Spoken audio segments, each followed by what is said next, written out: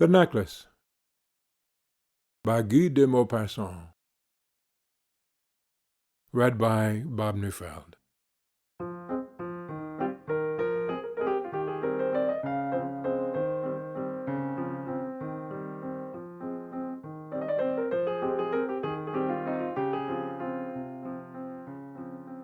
She was one of those pretty and charming girls who are sometimes, as if by a mistake of destiny, born in a family of clerks.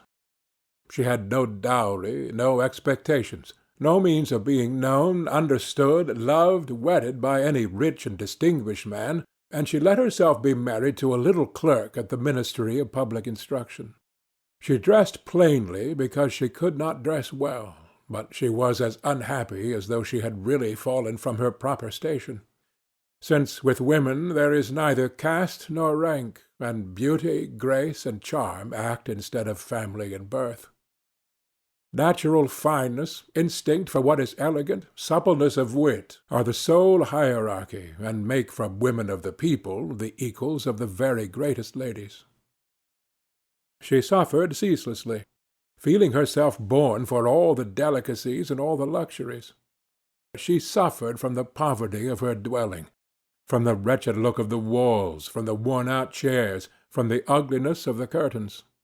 All those things, of which another woman of her rank would never even have been conscious, tortured her and made her angry.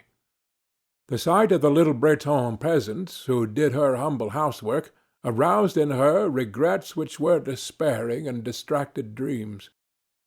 She thought of the silent antechambers hung with oriental tapestry, lit by tall bronze candelabra, and of the two great footmen in knee-breeches who sleep in the big arm-chairs, made drowsy by the heavy warmth of a hot-air stove.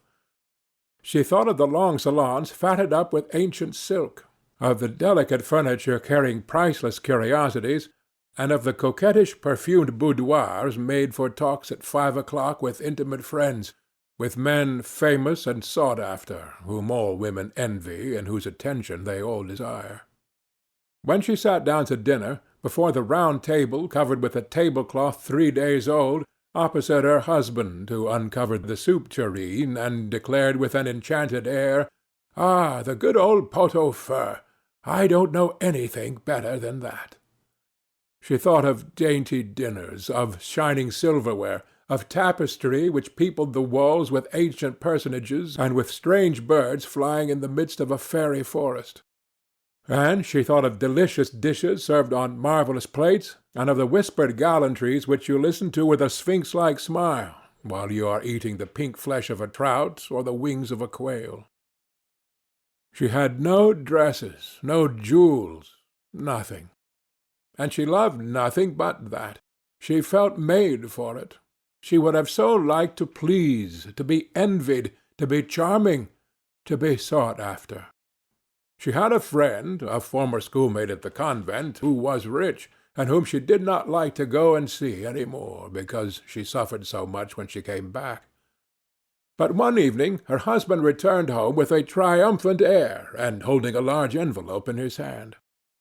"There," said he, "here is something for you." She tore the paper sharply, and drew out a printed card, which bore these words: "The Minister of Public Instruction and Madame Georges Ramponneau request the honour of Monsieur and Madame Loisel's company at the Palace of the Ministry on Monday evening, January 18th. Instead of being delighted, as her husband hoped, she threw the invitation on the table with disdain, murmuring, "What do you want me to do with that?" "But, my dear, I thought you would be glad. You never go out, and this is such a fine opportunity. I had awful trouble to get it. Every one wants to go. It is very select, and they are not giving many invitations to clerks. The whole official world will be there." She looked at him with an irritated eye, and she said impatiently, "And what do you want me to put on my back?" He had not thought of that. He stammered, "Why, the dress you go to the theatre in. It looks very well to me." He stopped, distracted, seeing that his wife was crying. Two great tears descended slowly from the corners of her eyes toward the corners of her mouth. He stuttered, "What's the matter? What's the matter?" But by a violent effort she had conquered her grief, and she replied, with a calm voice, while she wiped her wet cheeks, "Nothing. Only I have no dress, and therefore I can't go to this ball. Give your card to some colleague whose wife is better equipped than I." He was in despair. He resumed, "Come, let us see, Mathilde. How much would it cost, a suitable dress, which you could use on other occasions, something very simple?" She reflected several seconds, making her calculations, and wondering also what sum she could ask without drawing on herself an immediate refusal and a frightened exclamation from the economical clerk. Finally she replied, hesitatingly, "I don't know exactly, but I think I could manage it with 400 francs." He had grown a little pale, because he was laying aside just that amount to buy a gun and treat himself to a little shooting next summer on the plain of Nanterre, with several friends who went to shoot larks down there of a Sunday. But he said, "All right, I will give you 400 francs, and try to have a pretty dress." The day of the ball drew near, and Madame Loisel seemed sad, uneasy, anxious. Her dress was ready, however. Her husband said to her one evening, "What is the matter? Come, you've been so queer these last 3 days." And she answered, "It annoys me not to have a single jewel, not a single stone, nothing to put on. I shall look like distress. I should almost rather not go at all." He resumed, "You might wear natural flowers. It's very stylish at this time of the year. For 10 francs you could get 2 or 3 magnificent roses." She was not convinced.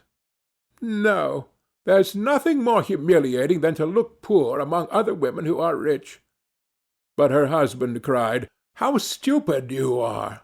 Go look up your friend, Madame Forestier, and ask her to lend you some jewels. You're quite thick enough with her to do that." She uttered a cry of joy. "It's true! I never thought of it." The next day she went to her friend and told of her distress. Madame Forestier went to a wardrobe with a glass door, took out a large jewel-box, brought it back, opened it, and said to Madame Loisel, "Choose, my dear." She saw first of all some bracelets, then a pearl necklace, then a Venetian cross, gold and precious stones of admirable workmanship. She tried on the ornaments before the glass, hesitated, could not make up her mind to part with them, to give them back. She kept asking, "Haven't you any more?" "Why, yes, look, I don't know what you like." All of a sudden she discovered in a black satin box a superb necklace of diamonds, and her heart began to beat with an immoderate desire. Her hands trembled as she took it. She fastened it around her throat, outside her high-necked dress, and remained lost in ecstasy at the sight of herself. Then she asked, hesitating, filled with anguish, "Can you lend me that, only that?" "Why, yes, certainly." She sprang upon the neck of her friend, kissed her passionately, then fled with her treasure.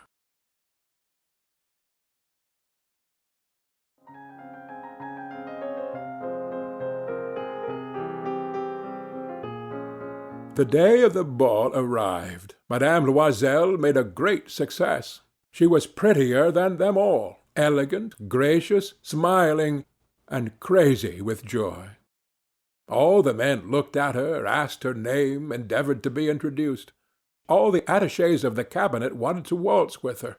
She was remarked by the minister himself.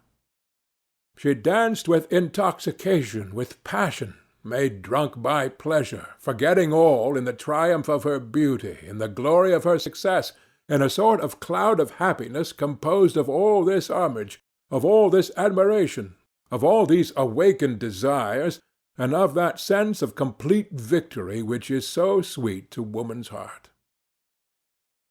She went away about 4 o'clock in the morning. Her husband had been sleeping since midnight in a little deserted anteroom with 3 other gentlemen whose wives were having a very good time. He threw over her shoulders the wraps which he had brought, modest wraps of common life, whose poverty contrasted with the elegance of the ball-dress. She felt this, and wanted to escape so as not to be remarked by the other women, who were enveloping themselves in costly furs. Loisel held her back. "Wait a bit. You will catch cold outside.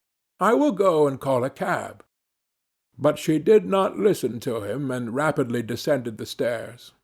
When they were in the street they did not find a carriage, and they began to look for one, shouting after the cabmen whom they saw passing by at a distance. They went down toward the Seine in despair, shivering with cold. At last they found on the quay one of those ancient noctambulant coupés which, exactly as if they were ashamed to show their misery during the day, are never seen round Paris until after nightfall. It took them to their door in the Rue des Martyrs, and once more, sadly, they climbed up homeward. All was ended for her, and as to him, he reflected that he must be at the ministry at 10 o'clock. She removed the wraps which covered her shoulders before the glass, so as once more to see herself in all her glory. But suddenly she uttered a cry. She had no longer the necklace around her neck. Her husband, already half undressed, demanded, "What is the matter with you?" She turned madly toward him. I have lost Madame Forestier's necklace." He stood up, distracted. "What? How? Impossible!" And they looked in the folds of her dress, in the folds of her cloak, in her pockets, everywhere. They did not find it. He asked, "You're sure you had it on when you left the ball?" "Yes, I felt it in the vestibule of the palace. But if you had lost it in the street, we should have heard it fall. It must be in the cab." "Yes, probably. Did you take his number?" "No, no. And didn't you notice it?" "No." They looked thunderstruck at one another. At last Loisel put on his clothes. "I shall go back on foot," said he, "over the whole route which we have taken to see if I can't find it." And he went out. She sat waiting on a chair in her ball-dress, without strength to go to bed, overwhelmed, without fire, without a thought. Her husband came back about 7 o'clock. He had found nothing. He went to police headquarters, to the newspaper offices, to offer a reward. He went to the cab companies, everywhere, in fact, whither he was urged by the least suspicion of hope. She waited all day in the same condition of mad fear before this terrible calamity. Loisel returned at night with a hollow, pale face. He had discovered nothing. "You must write to your friend," said he, "that you have broken the clasp of her necklace and that you are having it mended. That will give us time to turn round." She wrote at his dictation. At the end of a week they had lost all hope, and Loisel, who had aged 5 years, declared, "We must consider how to replace that ornament." The next day they took the box which had contained it, and they went to the jeweller whose name was found within. He consulted his books. "It was not I, madame, who sold that necklace. I must simply have furnished the case." Then they went from jeweller to jeweller, searching for a necklace like the other, consulting their memories, sick both of them with chagrin and with anguish. They found in a shop at the Palais Royal a string of diamonds which seemed to them exactly like the one they looked for. It was worth 40,000 francs. They could have it for 36.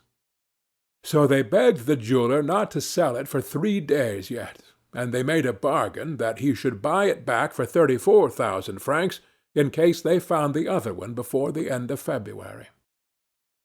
Loisel possessed 18,000 francs which his father had left him. He would borrow the rest. He did borrow, asking 1,000 francs of one, 500 of another, 5 louis here, 3 louis there. He gave notes, took up ruinous obligations, dealt with usurers and all the race of lenders.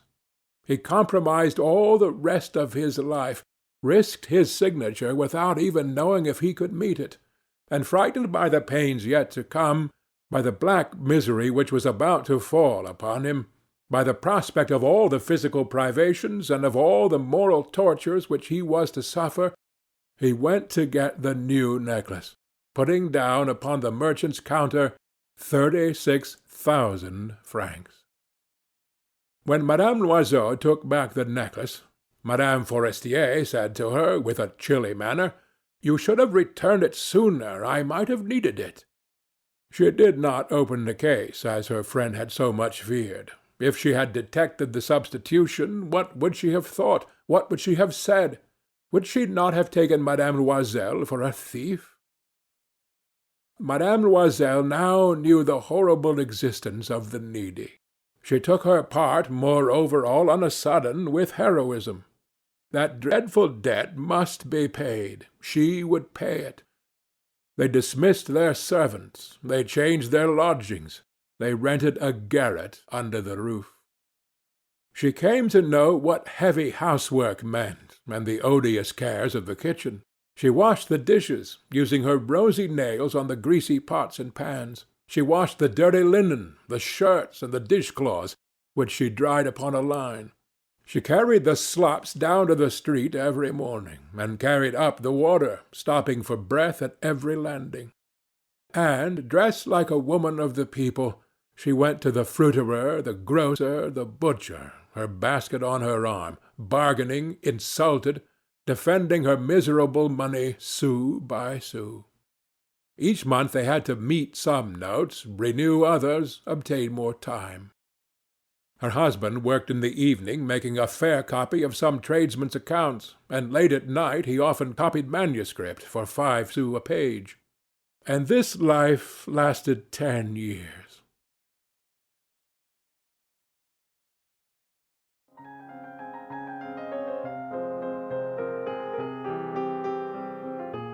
At the end of 10 years they had paid everything, with the rates of usury and the accumulations of the compound interest.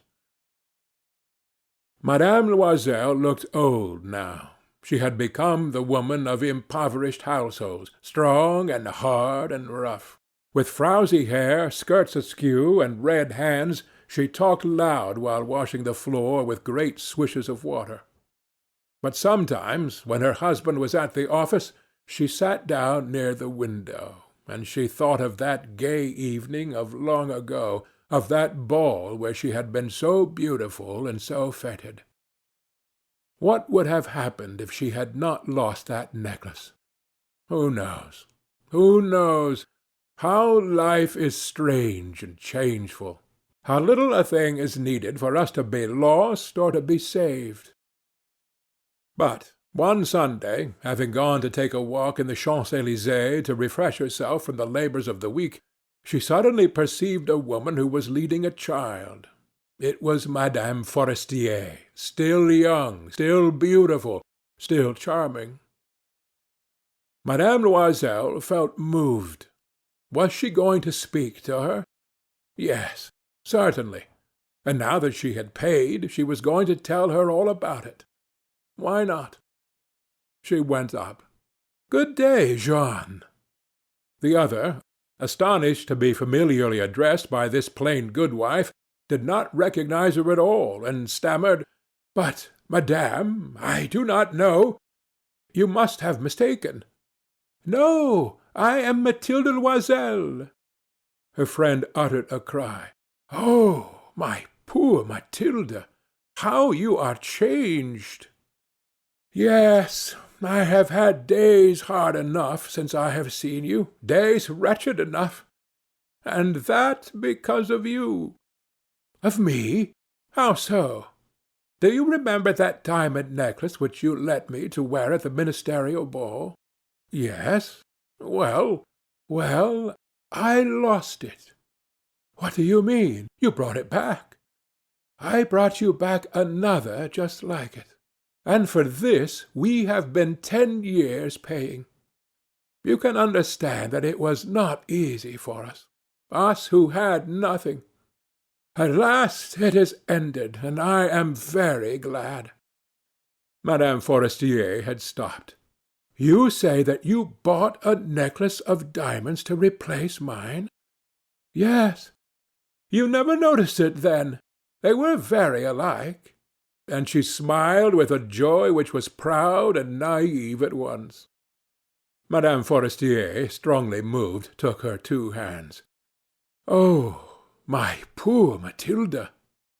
Why, my necklace was paste. It was worth at most 500 francs.